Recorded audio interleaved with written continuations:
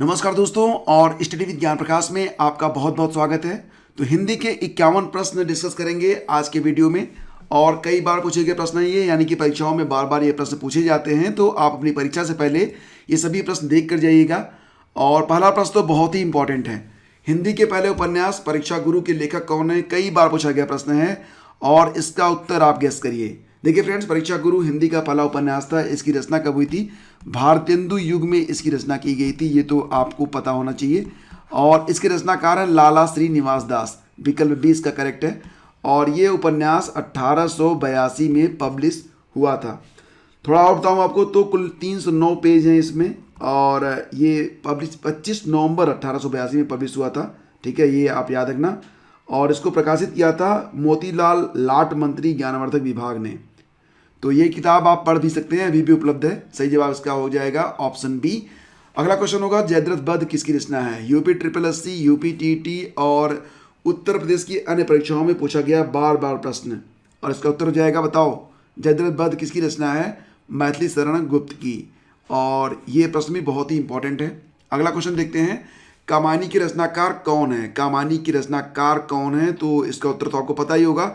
इसका उत्तर है जयशंकर प्रसाद, यानी कि विकल्प सी सही है। जयशंकर प्रसाद की अन्य कई किताबें हैं जिसके बारे में एग्जाम में पूछा जाता है। मैं आपको नाम बताता हूँ। एक नाम है कामायनी का, कई बार पूछा गया प्रश्न है। और इसके अलावा अगर बात करें तो इनके 3 नावल हैं। ठीक है, कौन कौन से नावल हैं? एक का नाम है कंकाल, दूसरा नावल है तितली, और तीसरा नावल है इरावती। ठीक है, इसके अलावा इनके कुछ नाटक हैं, उर्वशी, सज्जन और राजश्री, विशाख, अजातशत्रु, जन्मेजय का नागयज्ञ। सबसे चर्चित क्या है? स्कंदगुप्त, विक्रमादित्य और चंद्रगुप्त। साथ ही साथ ध्रुव स्वामिनी भी काफ़ी चर्चा में रहा है। तो सही जवाब याद रखना ऑप्शन सी होगा। कौन सा जोड़ा समरूपी भिन्नार्थक है? अब यहाँ पर देखो प्रश्न बदल गया है। कौन सा जोड़ा है जो कि समरूपी भिन्नार्थक है? तो यहाँ पर देखो, समरूपी मतलब रूप तो समान है लेकिन अर्थ अलग अलग निकलता है। तो यहाँ पर देखिए अवधि और अवधि। तो अवधि का मतलब समय से होता है, टाइम से होता है। अवधि एक भाषा होती है। तो यही हमारा उत्तर हो जाएगा विकल्प ए। बाकी तो जो हैं वो अलग अलग अर्थ रखते हैं, लेकिन ये तो बिल्कुल अलग अर्थ रखता है। अवधि और अवधि, अवधि और अवधि। आगे बढ़ते हैं। कौन सा शब्द चंद्रमा का पर्यायवाची नहीं है? तो पर्यायवाची शब्दों के बारे में कई बार एग्जाम में आते हैं प्रश्न, और इसका उत्तर बताओ। विदु, शशि, सूत और चांद। आपको याद होगा महाभारत में कर्ण को सूत पुत्र कहा जाता था। सूत का मतलब क्या होता है? सूत का मतलब होता है सारथी से। ठीक है, बाकी विदु, शशि और चांद ये चंद्रमा का पर्यायवाची है। तो हमारा जवाब हो जाएगा ऑप्शन सी। तुलसीदास रचित रामचरितमानस में कितने कांड हैं? बताओ। अब यहाँ पर जो लोग देखे होंगे रामचरितमानस में थोड़ा ध्यान से, तो उनको तो याद होगा। कुल मिला के 7 कांड है ना। कौन कौन से हैं बताओ? देखो, एक तो आपका हो गया बाल कांड, फिर क्या आता है? अयोध्या कांड, अयोध्या कांड के बाद अरण्य कांड, फिर किष्किंधा कांड, फिर सुंदर कांड, फिर लंका कांड, और लास्ट में क्या आता है? लंका कांड के बाद उत्तर कांड। लौकुश कांड नहीं आता इसमें। ठीक है, तो ये 7 कांड हैं रामचरितमानस में। आगे बढ़ते हैं। इनमें से कौन सा शब्द सरस्वती शब्द का समानार्थी नहीं है? सरस्वती शब्द का समानार्थी कौन सा शब्द इसमें नहीं है? वागीश्वरी, शारदा, सुधी और वाणी। तो यहाँ पर सुधी का मतलब क्या होता है बताओ? सुधी का मतलब पंडित से होता है। ठीक है, पंडित से होता है। बाकी वागीश्वरी, शारदा और वाणी ये तीनों ही नाम सरस्वती से जुड़े हुए हैं। तो सही जवाब हमारा हो जाएगा ऑप्शन सी। मेरी भवबाधा हरो राधा नागर सोय, जा तन की झाई पर है श्याम हरित दुति होय। अब इस दोहे में कौन सा अलंकार है ये बताओ। प्रश्न कई बार पूछा गया है तो इसलिए यहाँ पर है। तो मेरी भवबाधा हरो राधा नागर सोय, जा तन की झाई पर है श्याम हरित दुति होय में कौन सा अलंकार है? तो देखो फ्रेंड्स, यहाँ पर कुल मिला के अगर देखा जाए तो श्लेष और रूपक दोनों अलंकार यहाँ पर पाए जाते हैं। तो देखो फ्रेंड्स, यहाँ पर श्लेष अलंकार के अंतर्गत शब्द का एक ही अर्थ होता है जो 2 या 2 से अधिक पक्षों में लागू होता है, तथा उनके पर्यायवाची शब्दों के प्रयुक्त होने पर अर्थ जो होते हैं वो अपरिवर्तित रहते हैं। जैसे यहाँ पर विहारी राधा की वंदना करते हुए उनसे अपनी सांसारिक बाधाओं के निवारण की प्रार्थना कर रहे हैं। साथ ही में राधा की महिमा का वर्णन करते हुए कहते हैं कि हे नगरों में विचरने वाली कृष्ण की प्रिय राधा, तुम मेरी सभी सांसारिक कठिनाइयों का नाश करो, क्योंकि तुम्हारी केवल परछाई की मात्रा, मतलब जो परछाई की छाया मात्र है, उससे ही श्याम की छवि हरित हो उठती है, अर्थात वे उमंग के सागर में डूब जाते हैं। दूसरे अर्थ के संदर्भ में राधा के स्मरण मात्र से ही व्यक्ति को प्रेम आध्यात्म का विराट वातावरण उपलब्ध होता है, जहां वह मोक्ष रूपी आनंद में डूब जाता है। तो इसलिए यहाँ पर देखो जो सी और डी हैं, श्लेष और रूपक, दोनों ही सही उत्तर हैं। बिहारी का यह जो दोहा है, यह श्लेष और रूपक अलंकार का सर्वश्रेष्ठ उदाहरण माना जाता है। तो सही जवाब इसका हो जाएगा विकल्प सी और डी। अगर यहाँ पर ऑप्शन ई होता और कहा जाता सी और डी दोनों, तो वही इसका उत्तर होता, और अगर इनमें से कोई भी एक मौजूद रहेगा तब वो आप उसका उत्तर मान सकते हैं।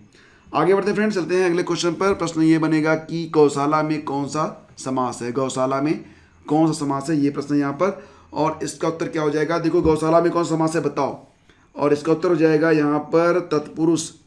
ठीक है, तत्पुरुष समास। अब गौशाला का मतलब क्या हो गया, गौशाला का मतलब होगा गायों की शाला, यानी गायों का घर। तो यहाँ पर संप्रदान तत्पुरुष है। ठीक है, अगर संप्रदान, अगर तत्पुरुष के अंतर्गत पूछा जाता कि कौन सा तत्पुरुष है, तब यहाँ पर हो जाता संप्रदान तत्पुरुष। हिंदी किस लिपि में लिखी जाती है, ये बताओ। कई बार पूछा गया प्रश्न है ये, हिंदी किस लिपि में लिखी जाती है।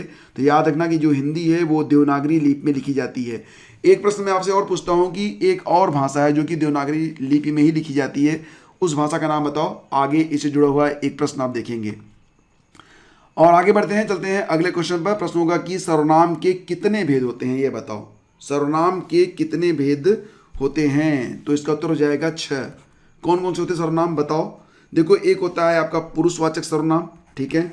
दूसरा हो गया निजवाचक, तीसरा हो गया निश्चयवाचक, चौथा सर्वनाम कौन सा होता है, अनिश्चयवाचक, पांचवा हो गया संबंधवाचक, और छठा कौन सा हो गया, प्रश्नवाचक सर्वनाम। तो याद रखना इसको। क्वेश्चन नंबर 12 देखते हैं। आकाश पाताल के बीच लगने वाला ये जो चिन्ह है, ये चिन्ह, इसको आप क्या कहेंगे, योजन चिन्ह या योजक चिन्ह या अल्प विराम चिन्ह या उद्धरण चिन्ह या कोई नहीं। तो ये है क्या, योजन चिन्ह है ना, ये विकल्प ए इसका करेक्ट है। तो ये जरूर याद रखना, कई बार चिन्हों से संबंधित क्वेश्चन यूपी टीईटी और शिक्षक भर्ती परीक्षाओं के प्रश्नों में पूछे गए हैं। निम्नलिखित में पुल्लिंग शब्द कौन सा है, पुल्लिंग शब्द कौन सा है। नदी, पानी, इलायची और प्यास में कौन सा शब्द पुल्लिंग है बताओ। तो यहाँ पर देखो, जो पानी है ये पुल्लिंग है, ठीक है, पानी। बाकी नदी, इलायची और प्यास ये स्त्रीलिंग में प्रयोग में लाई जाती है। देखो यहाँ पर शब्द है अहा, आप आ गए में अहा का जो अहा मतलब अहा शब्द है, ये क्या है, संज्ञा है, सर्वनाम है, अव्यय है या फिर विशेषण है। तो फ्रेंड्स यहाँ पर जो अहा है ये क्या है, ये अव्यय है। अव्यय क्या होते हैं, देखो फ्रेंड्स, अव्यय ऐसे शब्द को कहते हैं जिनके रूप में लिंग, वचन, पुरुष, कारक इत्यादि के कारण कोई भी विकार उत्पन्न नहीं होता है, उन्हें कहा जाता है अव्यय। ठीक है। अगला क्वेश्चन, निम्नलिखित में से कौन सा शब्द बादल का पर्यायवाची बना है। तो बादल का पर्यायवाची आपसे पूछा जा रहा है, तो ये क्या हो जाएगा बताओ। नीरद, नीरज, अंबुज और अंबु। तो सही जवाब इसका हो जाएगा विकल्प ए, यानी कि नीरद। ठीक है। और श्याम धीरे धीरे चलता है। अब जो धीरे धीरे शब्द है ये क्या है, श्याम धीरे धीरे चलता है। तो देखो यहाँ पर मैं आपको बता दूं, चलना एक क्रिया हो गई जिसकी विशेषता है धीरे धीरे, यानी कि यह एक क्रिया विशेषण है। तो विकल्प बी आपका यहाँ पर करेक्ट है। बिल्ली छत से कूद पड़ी, कौन सा कारक है। अब देखो, बिल्ली छत से कूद पड़ी है ना, तो मतलब छत से अलग हो गई है। तो यहाँ पर हो जाएगा बताओ, ये वहाँ हो जाएगा अपादान कारक। ठीक है, तो ऑप्शन डी इसका करेक्ट है। और कई बार प्रश्न पूछा जाता है कि कारक के भेद क्या है, मतलब कारक कितने प्रकार का होता है। 8 प्रकार के होते हैं ना, कौन कौन से होते हैं बताओ। एक होता है कर्ता, कर्म, करण, संप्रदान, आपादान और संबंध, अधिकरण और संबोधन। ठीक है, तो बिल्कुल रटा हुआ होना चाहिए आपको। दिग्भ्रम किसका उदाहरण है, दिग्भ्रम। अब दिग्भ्रम का अगर संधि विच्छेद करोगे तो कैसे करोगे, दिक धन भ्रम लिखा जाएगा ना, यही है ना। तो दिग्भ्रम ये किसका उदाहरण है, तो ये देखो व्यंजन संधि है। ठीक है, तो विकल्प सी इसका यहाँ पर करेक्ट है। दिए गए शब्दों में भिन्न अर्थ वाला शब्द कौन सा है। आत्मजा, नंदिनी, भार्या और कन्या। तो आत्मजा, नंदिनी, भार्या और कन्या, तो इसमें से भार्या का मतलब तो पत्नी से होता है, तो यही यहाँ पर अलग है, यानी कि विकल्प सी हमारा उत्तर हो जाएगा। मीन का पर्यायवाची शब्द कौन सा है। मीन का मतलब फिश से होता है ना, फिश। तो इसका जो पर्यायवाची होगा वो क्या होगा बताओ। सिखी, सापक, विभावरी या मत्स्य। डेफिनेटली इसका उत्तर हो जाएगा ऑप्शन डी, मत्स्य मतलब मछली होता है। ठीक है। और कवि का स्त्रीलिंग क्या है? बहुत ही आसान प्रश्न है, कई बार पूछा गया है लेकिन, और कई बार इसकी गलती लोग कर बैठते हैं। तो यहाँ पर अगर आप गेस कर बैठोगे कवियत्री या फिर कवित्री या फिर कवियत्री, तो ये गलत हो जाएगा। सही जवाब ऑप्शन सी होगा। याद रखना इसको इसी प्रकार से लिखा जाता है। कवि का जो स्त्रीलिंग है कवयित्री होता है। घ का उच्चारण स्थान कौन सा है? मतलब जब घ आप बोलते हो तो आवाज़ कहाँ से आती है बताओ? तो ये कंठ से आती है। ठीक है, ऑप्शन बी। इस पर एक वीडियो मैं आपको उपलब्ध कराऊंगा क्योंकि कई बार ऐसे प्रश्न पूछे जाते हैं, तो छोटा सा वीडियो होगा, उसको देखना जरूर आप। कपटी मित्र के लिए सही मुहावरा क्या है? कपटी मित्र के लिए सही मुहावरा, दांत काटी रोटी, इसका मतलब क्या होता है? घनिष्ठ संबंध। आस्तीन का सांप मतलब धोखेबाज मित्र, तो यही हो जाएगा ना। तो विकल्प बी आपका यहाँ पर करेक्ट है। इत्यादि में कौन सी संधि है? इत्यादि में कौन सी संधि है? संधि विच्छेद करो इसका। इति धन आदि हो जाएगा ना, इति धन आदि। तो यहाँ पर क्या बन रहा है? ये है यण संधि। ठीक है, यण संधि, यानी कि विकल्प ए आपका यहाँ पर करेक्ट है। आगे बढ़ते हैं। महावीर प्रसाद द्विवेदी ने आदिकाल को क्या संज्ञा दी है?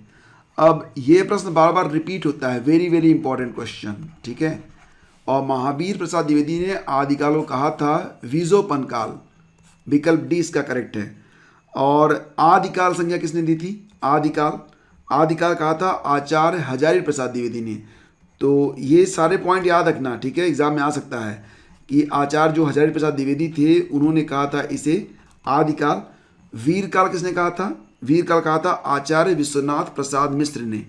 आचार्य विश्वनाथ प्रसाद मिश्र ने कहा था ऐसे वीरकाल। चारण काल कहा था जॉर्ज गियर्सन ने। और चारण काल और संधि काल कहा था डॉक्टर राम कुमार वर्मा ने। तो सारे पॉइंट्स याद रखना। अति सूधो स्नेह को मार्ग है, किसकी पंक्ति है? अति सूधो स्नेह को मार्ग है, ये पंक्ति है घनानंद की। विकल्प डी इसका करेक्ट है। प्रथम प्राकृत किस भाषा को कहा जाता है? प्रथम प्राकृत किस भाषा को कहा जाता है? तो याद रखना कि जो प्रथम प्राकृत भाषा है वो पाली है, ऑप्शन डी। कई बार प्रश्न यूँ भी पूछा जाएगा कि पाली का संबंध किस धर्म से है, तो इसका उत्तर आप बताओ। आगे इससे एक प्रश्न मैं आपसे पूछूंगा, आगे थोड़ा वीडियो आगे चलेगा तब। और पूर्वी हिंदी किस अपभ्रंश से निकली है, ये बताओ। कई बार ये प्रश्न भी आता है। पूर्वी हिंदी की बात यहाँ पर हो रही है ना, किस अपभ्रंश से निकली है? डेफिनेटली आपने यहाँ पर गेस किया होगा सौरसेनी, गलत हो जाएगा। सही उत्तर इसका हो जाएगा अर्धमागधी। अब यहाँ पर भी थोड़ा सा कन्फ्यूजन है, हालांकि इसका उत्तर तो डी रहेगा, लेकिन एक कन्फ्यूजन रहेगा आपको। अर्धमागधी गियर्सन पूर्वी हिंदी की उत्पत्ति जो है वो अर्धमागधी अपभ्रंश से मानते हैं। वहीं धीरेन्द्र वर्मा हिंदी साहित्य कोश के अनुसार पूर्वी हिंदी का विकास मागधी अपभ्रंश से हुआ है। तो कहीं कहीं मागधी, कहीं कहीं अर्धमागधी। गियर्सन ने माना है इसे अर्धमागधी। विनय पत्रिका तुलसीदास की है ना, विनय पत्रिका, तो इसकी भाषा क्या है? ये प्रश्न है यहाँ पर। विनय पत्रिका की भाषा क्या है? तो फ्रेंड्स इसका उत्तर हो जाएगा यहाँ पर विनय पत्रिका की भाषा ब्रज भाषा है। तो विकल्प सी आपका यहाँ पर करेक्ट है।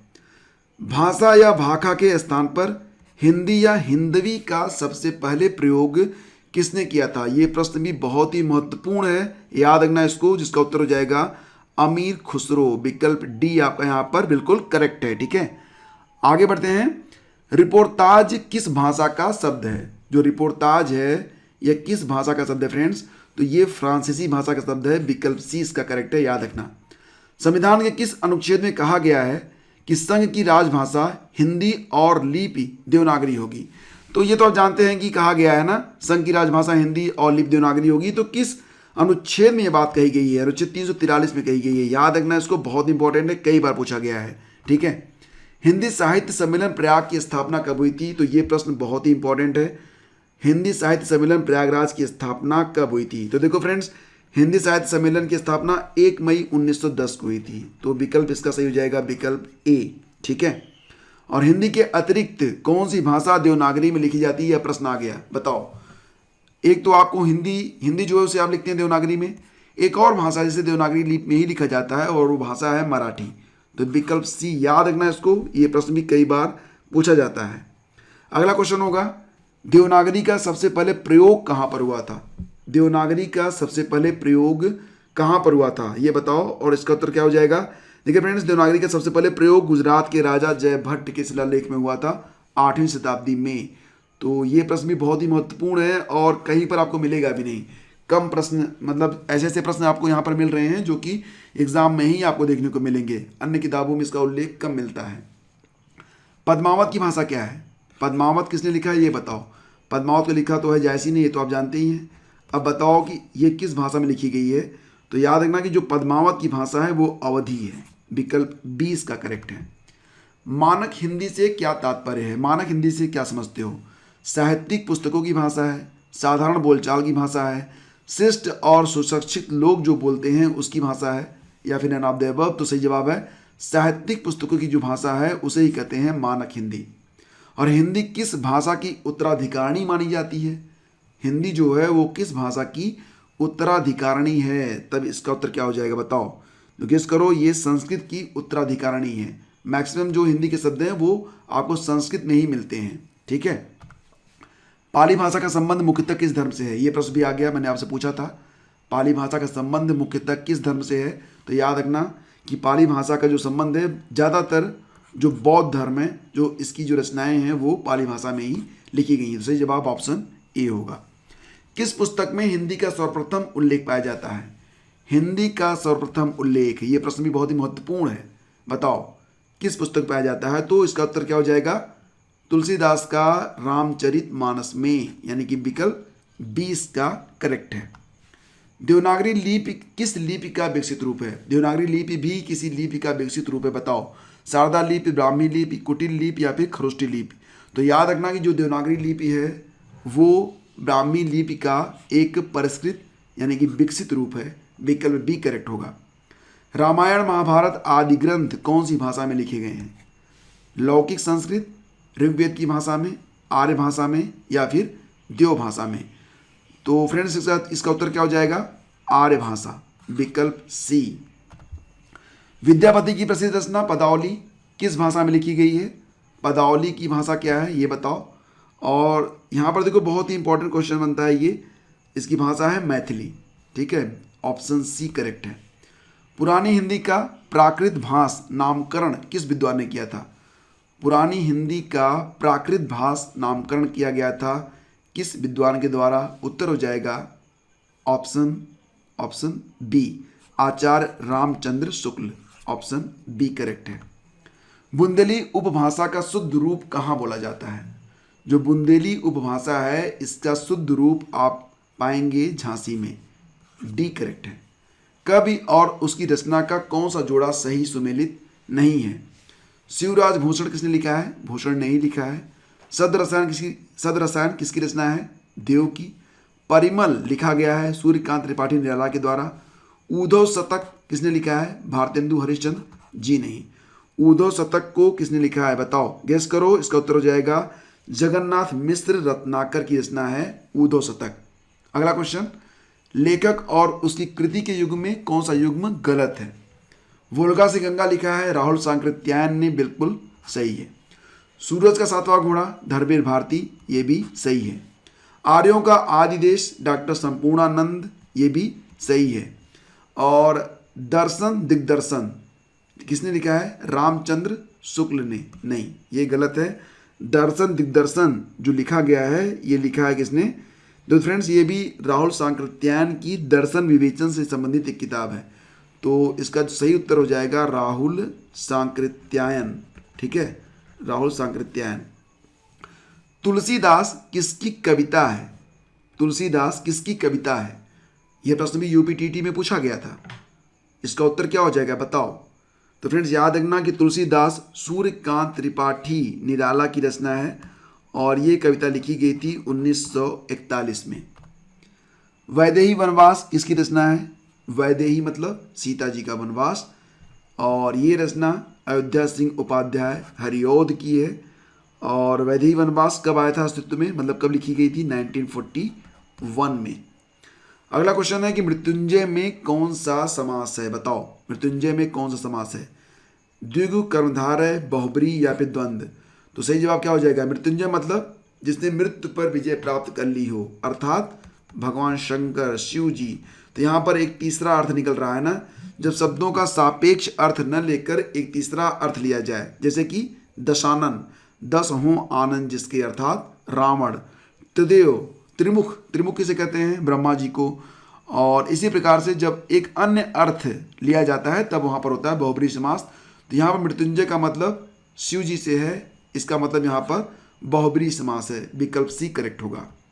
अलंकार में किस उपसर्ग का प्रयोग है? अब अलंकार में ही बताओ कि किस उपसर्ग का प्रयोग किया गया है। अल, अल, अलन, अलम। सही जवाब ऑप्शन डी है, अलम।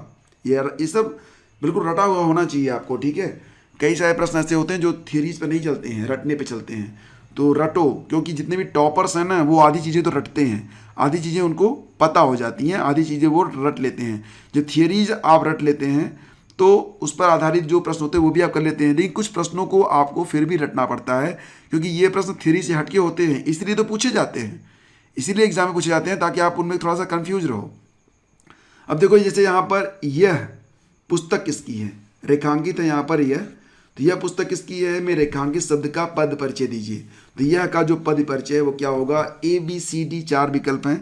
तो देखो जो यह पुस्तक किसकी है, तो यहाँ पर जो विशेष है वो क्या है? पुस्तक यहाँ पर विशेष है, उसकी विशेषता बता रहा है यह, मतलब कि दिस।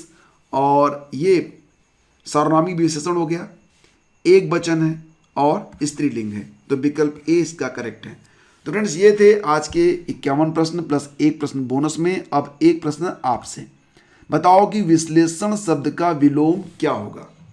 विश्लेषण शब्द का विलोम क्या होगा ये आपको बताना है कमेंट करके।